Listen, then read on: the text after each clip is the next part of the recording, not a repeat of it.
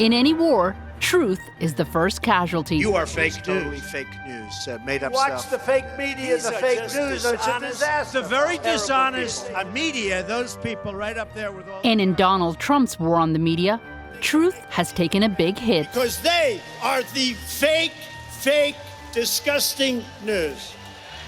His main indictment? The media doesn't tell the truth.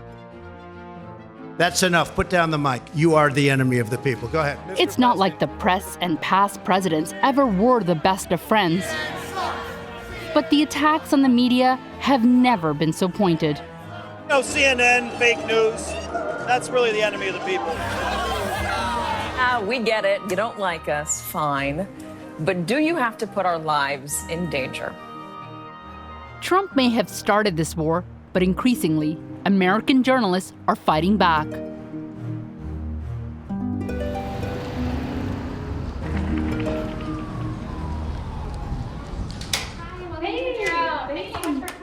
The New York Times, arguably one of Trump's favorite targets for his war on the press. Right here? Okay. Here in Washington, Elizabeth Buemiller spearheads the paper's news coverage on Trump. When he says fake news, what is exactly his definition of fake news? News he doesn't like. It's not fake. That's news he doesn't like. It's news that's critical of the president or the White House or parts of his administration. That's what he says. Since Trump took office, life for staff here has changed dramatically. The newsroom has gone from 70 to more than 100, and they've added more security for reporters. We learned quickly that Trump was tweeting at, all hours, and that sometimes they were very newsworthy. I mean, we run fact checks almost daily now, and the president says so many false things and so often that he's in a class by himself.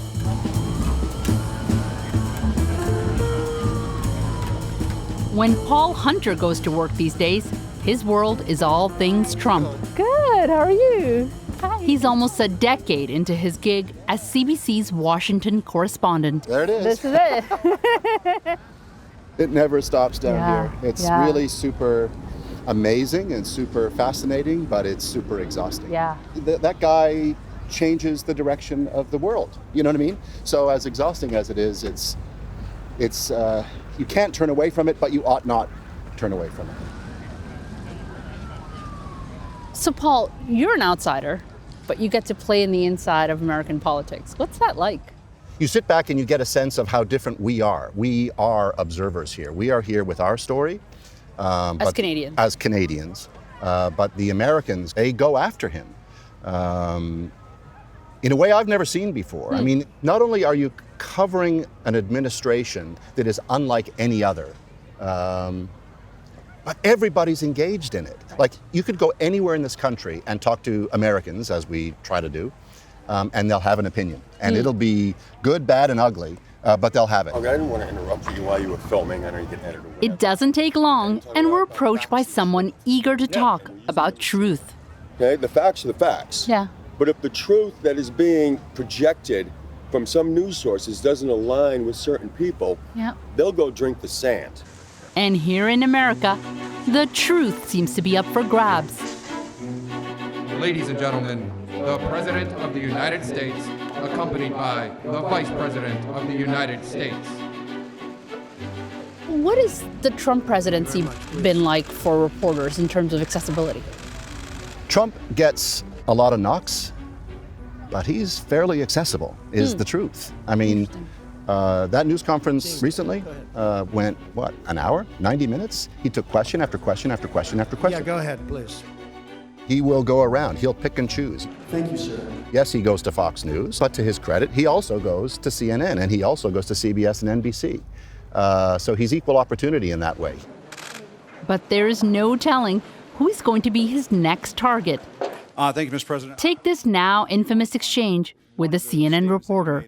Honestly, I think you should let me run the country. You run CNN. If I may ask one other question, Mr. President, if I may ask one other question, are you worried? That's enough. I was just trying to ask a question of the president at this press conference, and it was obviously a question they didn't like. That's enough. I was going to ask one of the other folks. That's enough. All I can say at that point is that I was trying to hang on to the microphone so I could continue to ask the president questions.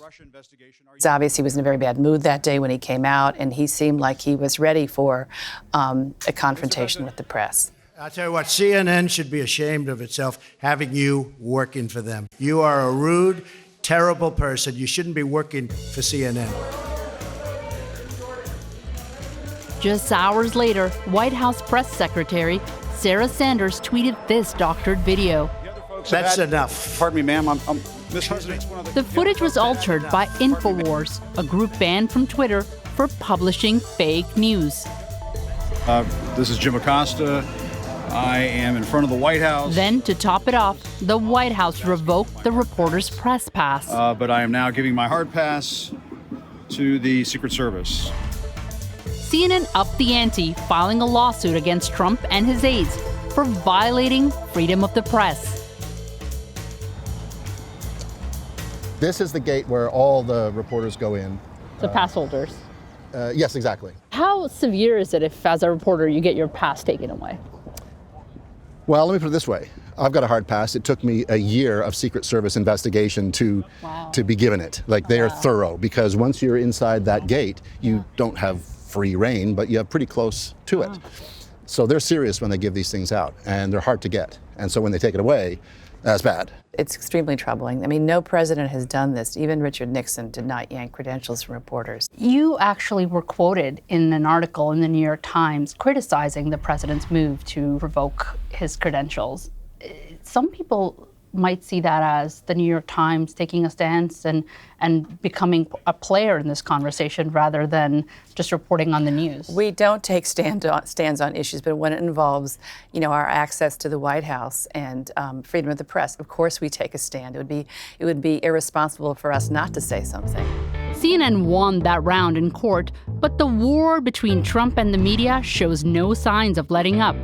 Take a private meeting in July with Trump, where the Times voiced their concerns. Calling us the enemy of the people is a new low. It was a phrase that Stalin used, and we have complained about that. You can criticize us all you want, Mr. President, but enemy of the people is going too far. Someone's going to get hurt.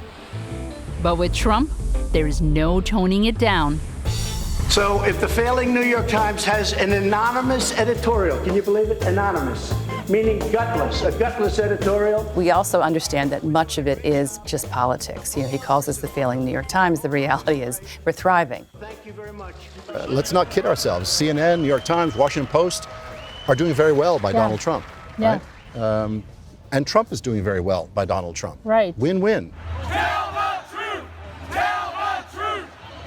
What is the impact, would you say, of Trump's so-called fake news? Well, I think it's had a corrosive effect overall.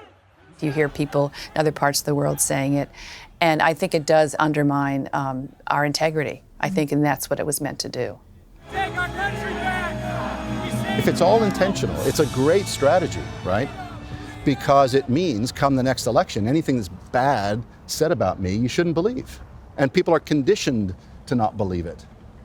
Do you anticipate more of that will be happening with the next election getting closer? 100%. Oh yeah, because it works. So our job is to combat that with facts. Yeah. With hard questions. To do your job. Mm-hmm. That is how you combat fake news. There are no Trump rallies scheduled for the coming weeks. But with 66 million Twitter followers, President Trump doesn't exactly need to leave his living room to keep his war on the media going.